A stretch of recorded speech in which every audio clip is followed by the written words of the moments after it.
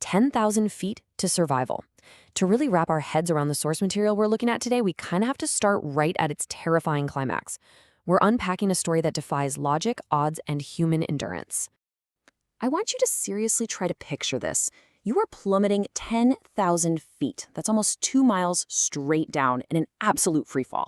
You're strapped into an airline seat, hanging head over heels. The chaotic roar of an exploding airplane, well, that's faded. Now the only sound you can hear is just the wind whipping past you. And below, the dense green canopy of the Amazon jungle is spinning towards you at terrifying speed. It sounds like a literal nightmare, right? But historical accounts confirm this was the sheer terrifying reality for a young woman named Julianne Kopke. And the contrast here is it's mind-blowing. Literally the day before, on December 23rd, 1971, 17-year-old Julianne was just a normal kid celebrating her high school graduation in Lima, Peru. The torture of school was over, and her future was wide open. But within 24 hours, the tragic fate of Lanza Flight 508 completely took over. Eager to join her father at his research station in the Amazon, she and her mom boarded a delayed flight. They crossed the Andes at 21,000 feet, and then a massive thunderstorm just swallowed their plane whole. A lightning strike ignited the fuel tank, tore the cabin to pieces, and just like that, Julianne went from a celebrating grad to a girl literally falling out of the sky. Which brings us to Chapter 1, Alone in the Amazon. Miraculously cushioned by her seat and the jungle foliage, she survived the impact, but woke up to the harrowing realization that she was completely on her own. Now, mapping out her grueling 11-day timeline reveals this terrifying ticking clock. While she was stranded down there, the biggest search and rescue operation in Peru's history was happening right over her head. She could actually hear the hum of the search planes.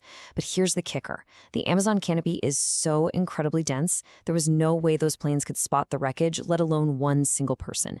So when that humming eventually stopped, she knew nobody was coming. She had to save herself. And let me tell you, she was massively outmatched by this environment. Just look at what she was working with. Physical resources? Practically non-existent. She had one single bag of candies she found at the crash site. That would be her only food for over a week. Her real resource was the biological knowledge she picked up from her dad. And she had to pit that against some absolutely brutal challenges. Severe untreated injuries, scorching heat during the day, freezing rainy season temps at night, and zero tools. I mean, she didn't even have a basic pocket knife to cut Pam hearts to eat. So that leads us right into Chapter 2, Jungle Survival Tactics. Relying on her dad's advice, she knew she had to find running water and follow it downstream to reach civilization. But as the sources make very clear, the rainforest isn't just an obstacle course. It is an active minefield of apex predators. She's climbing over these massive logs and gnarled roots, all while keeping her eyes peeled for hungry jaguars, sharp-toothed black caimans, and a relentless swarm of insects. But honestly, the most insidious threat documented in her accounts were the poisonous snakes. Why? Because they were perfectly camouflaged to look exactly like the dry leaves covering the jungle floor. So, to avoid stepping on a hidden snake and basically ending her journey right then and there, she used this incredibly disciplined 3-step technique. See, she had lost one shoe in the falls, so she'd take her one remaining shoe and chuck it ahead of her to test the ground. Then she would step forward into that cleared spot, pick the shoe up, and toss it again. Toss, step, pick up, repeat. It is a stunning testament to her immense focus, especially considering she was exhausted and severely injured.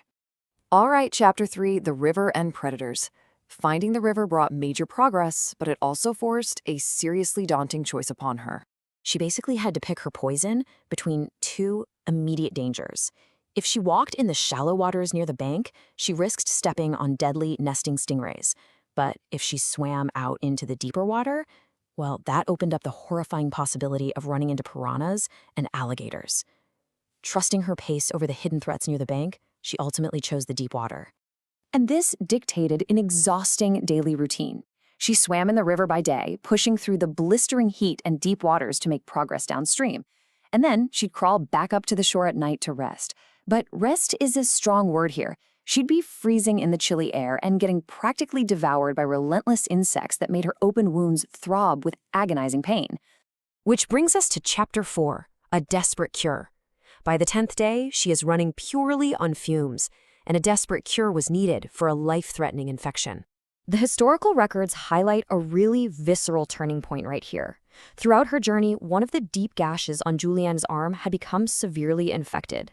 Without any medical supplies, flies had laid eggs inside the wound, leading to a severe maggot infection. This is exactly what it sounds like. Dozens of fly larvae actively feeding on her living tissue. If left untreated, this was going to be lethal. Now, she had finally stumbled upon an empty, palm-roofed hut that happened to have an outboard motor and a canister of gasoline. Seeing that gas sparked a memory. Her dad had once cleared a similar infection from their family dog using diesel fuel. Armed with that knowledge, Julianne performed an agonizing, improvised surgery on herself. She literally poured the raw gasoline directly over her open wound. The pain was intense, as the maggots tried to burrow even deeper to escape the fuel, but she pushed through the agony, physically pulled them out, and effectively saved her own arm and her life. Moving into Chapter 5, the miracle rescue. After 10 brutal days of starvation and pain, she collapsed. But on day 11, the miracle rescue finally happened. She woke up to human voices. And here is one of the most fascinating details from the rescue accounts, this wild clash of perceptions. Julianne knows her reality. She's a starving, injured, 17-year-old crash survivor desperate for help. But the 3 local lumberjacks who found her saw something completely different.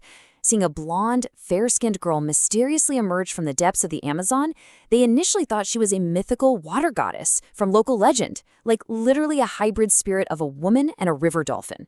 Crazy, right? But once she explained her identity and the horrific crash she just survived, the lumberjacks spring into action. This kicked off a rapid path back to civilization. First, immediate first aid and food right there at the hut. Then, a canoe ride downriver to a larger lumber station. From there, an evacuation flight by a local pilot got her to a hospital for professional medical help.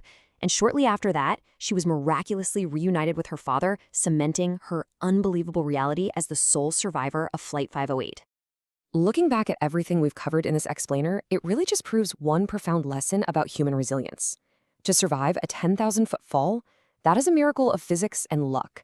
But to survive 11 days alone in the unforgiving Amazon rainforest is a complete triumph of the human spirit. It shows the incredible power of applying knowledge under extreme pressure and how an unbreakable will to live can conquer even the most terrible, seemingly impossible circumstances.